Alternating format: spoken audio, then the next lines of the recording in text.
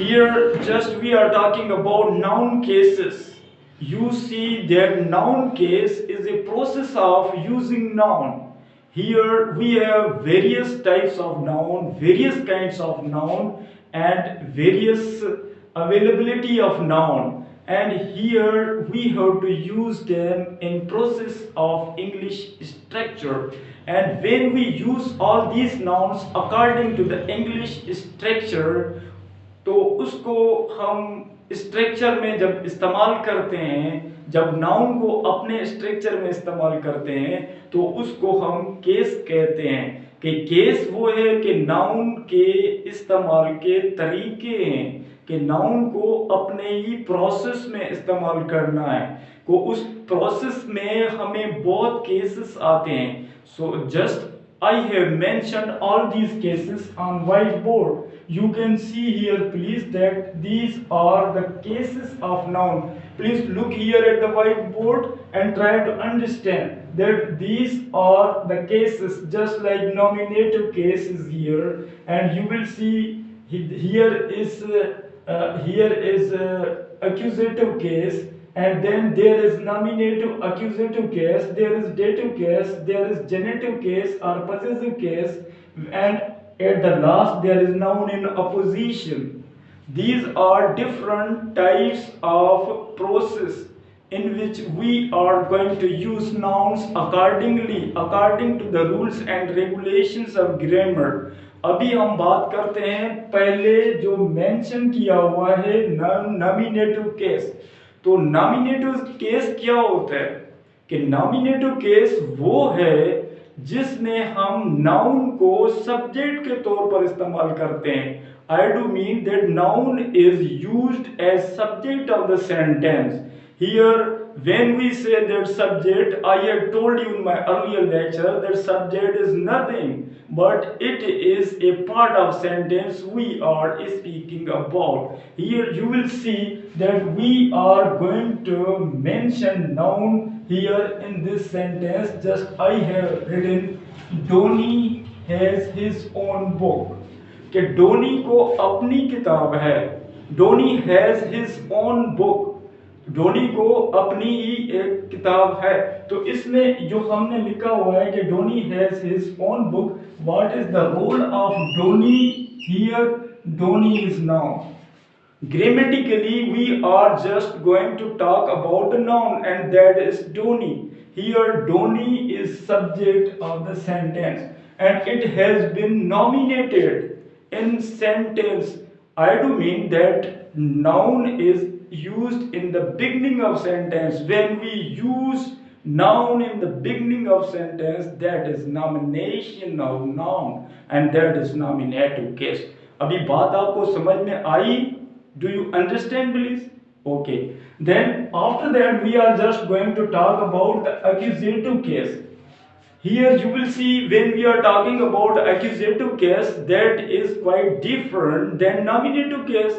Here accusative case means we use noun as the object of verb.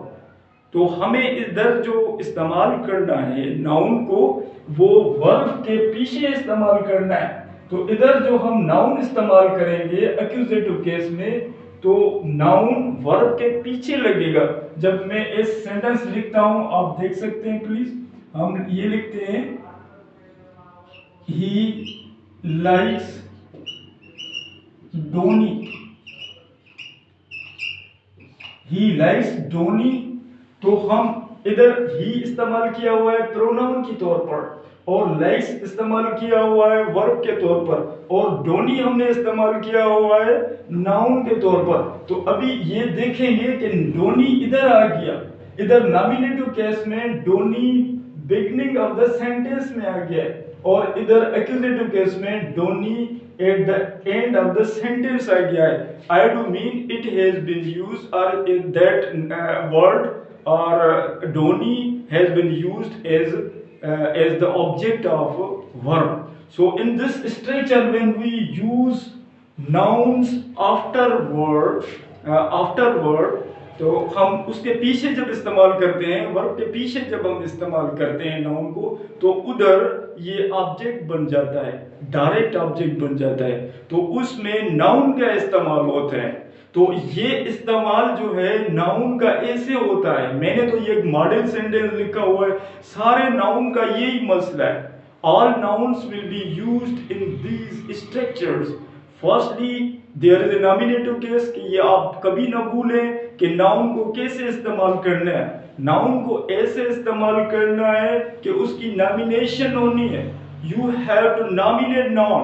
तो आपको beginning में nominate करना है नाउन को, जितने भी नाउन हो, चाहे एब्स्ट्रैक्ट हो, चाहे मटीरियल हो, चाहे कॉमन हो, चाहे प्रॉपर हो, काउंटेबल हो, अनकाउंटेबल हो, जेंडर हो, क्या भी हो, no problem at all, don't worry about these things, that your concept is clear about nouns.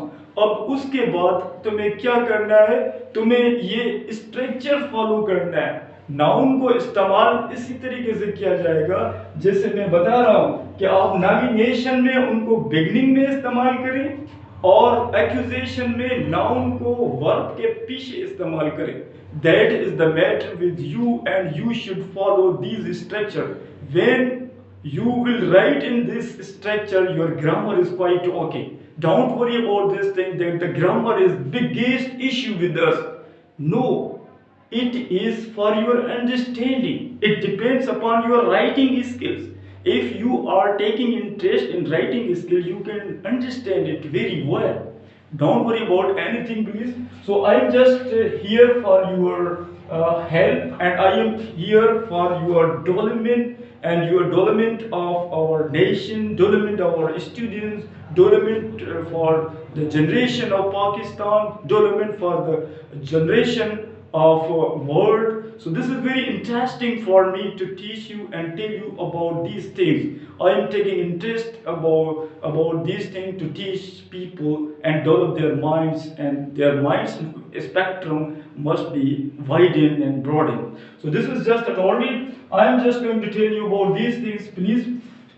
अभी आप देखेंगे कि हमने ये बात की हुई है नाउन नॉमिनेटिव एक्यूजेटिव केस की, तो ये इनका मिलाप होता है। जैसे हमारा कंसेप्ट क्लियर हो गया कि नॉमिनेटिव केस क्या होता है, एक्यूजेटिव केस क्या होता है, कि उसमें नॉमिनेटिव में बिगनिंग में नाउन होता है और एक्यूजेटिव में पीछे नाउन होता है। अब ये जो हमने लिखा हुआ है कि नॉमिनेटिव एक्यूजेटिव केस, इसमें नाउन बिगनिंग में भी आता है और एंड में भी आता है। जैसे हम ये लिखते हैं कि ये हमने ए से लिखा है कि सिंथ लाइस डोनी, सिंथ डोनी को पसंद करता है, तो दोनों ही नाउन इधर इस्तेमाल हो गए। अब जब इधर हमने दोनों ही नाउन इस्तेमाल किए हुए हैं कि ये एक नाउन नॉमिनेटिव है, बिगनिंग में है, दूसरा नाउन एक्यूजेटिव केस में हमने इस्तेमाल किया है, तो ये सेंटेंस हमें बताता है कि this structure is an other structure of writing. Noun beginning में भी हमने लिखा हुआ है और नाउन एंड में भी हमने लिखा हुआ है, तो ये क्या बन गया, ये एक और स्ट्रक्चर ऑफ राइटिंग बन गया। तो ये क्या है, नॉमिनेटिव और एक्यूजेटिव केस बन जाता है कि आप ऐसे लिख सकते हैं। One addition I want to tell you that जहां पर हम नाउन इस्तेमाल करते हैं उधर आप प्रोनाउन भी इस्तेमाल कर सकते हैं। जब प्रोनाउन हम इस्तेमाल करेंगे तो वो उसकी प्लेस पर आ जाएगा, क्योंकि नेक्स्ट में लेक्चर जो मैं दूंगा वो प्रोनाउन के बारे में होगा। आपकी अंडरस्टैंडिंग के लिए थोड़ा सा मैंने एडिशन इधर किया हुआ है। So let us see please. तो ये आपका कंसेप्ट इधर क्लियर हो गया होगा कि हमने नॉमिनेटिव और एक्यूजेटिव केस जब बनाए हुए हैं तो उधर दो नाउन इस्तेमाल हमने किए हैं, जो बिगनिंग में भी नाउन है और पीछे में भी नाउन है। That is very clear for your understanding. Have you got my point? Okay, it is very nice. After that, we are just talking about dative case. This is very interesting case कि ये dative case जो है अपने साथ दो nouns होते हैं इसमें। There are two nouns, there are two objects. One is direct object and other is indirect object. जब हम ऐसे इस्तेमाल करेंगे कि नाउन, दो नाउन इस्तेमाल करेंगे, एक डायरेक्ट होगा और इनडायरेक्ट होगा, दोनों ही इकट्ठे इस्तेमाल होंगे वर्ब के पीछे, तो ये डेटिव केस कहलाएगा। तो हमें इसकी आगाही होनी चाहिए।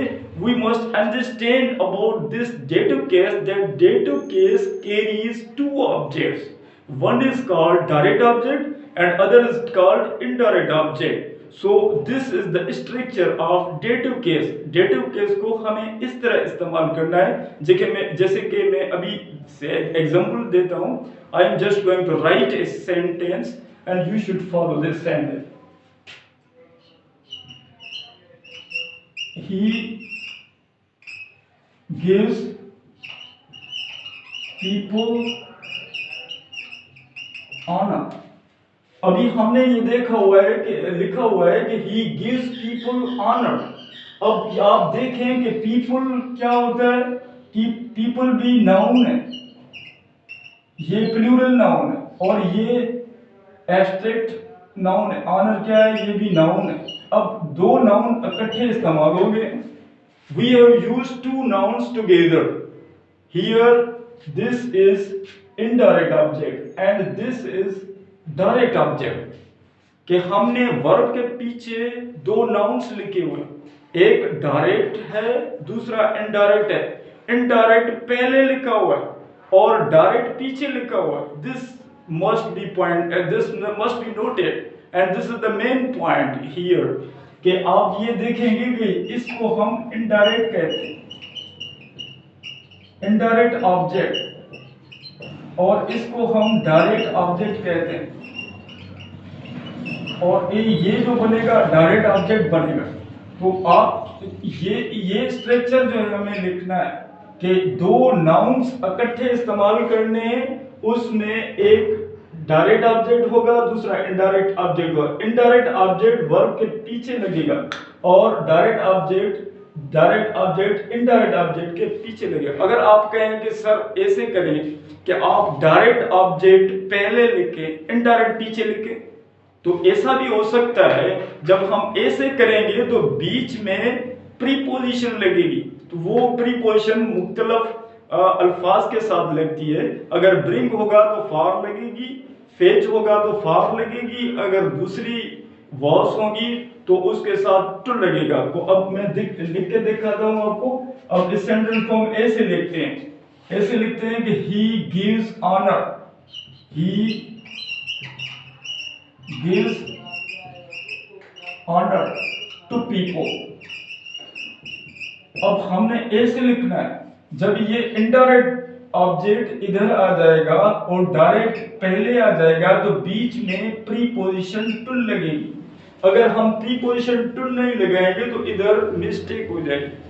तो ये स्ट्रक्चर है जिसको हमें फॉलो करना है कि जब हम ऐसे लिखेंगे तो इस स्ट्रक्चर में लिखेंगे। जब इस स्ट्रक्चर में लिखेंगे तो हमारा ग्रामर ठीक रहेगा। अगर नहीं लिखते तो ग्रामर के पजल्स और प्रॉब्लम्स रहते हैं हमारी राइटिंग में। हम नहीं चाहते कि हमारे बच्चों को, हमारे स्टूडेंट्स को, हमारे फ्यूचर जनरेशन को जिसको ग्लोबल वर्ल्ड में सर्वाइव करना है, उनमें एरर्स होनी चाहिए। हम चाहते हैं कि हमारे पाकिस्तान के नौजवान आगे बढ़ें और उनका ग्रामर अच्छा होना चाहिए, वो ग्लोबल वर्ल्ड में सर्वाइव करें और पाकिस्तान का नाम रोशन करें। ये हमारा टारगेट है कि हम सपोर्ट करते हैं अपनी नेशन की, अपनी स्टेट की, अपने कंट्री की, इसको हम उजागर करते हैं। This is our the biggest message and we are just going to project our nation. We are trying to promote our generation for their development and for their enrichment in the world. So अभी मैं ये बात कर रहा हूँ, ये message भी आपकी तरफ जा रहा है कि आप इस चीज़ को फॉलो करें, आगे बढ़ें, मुल्क का नाम रोशन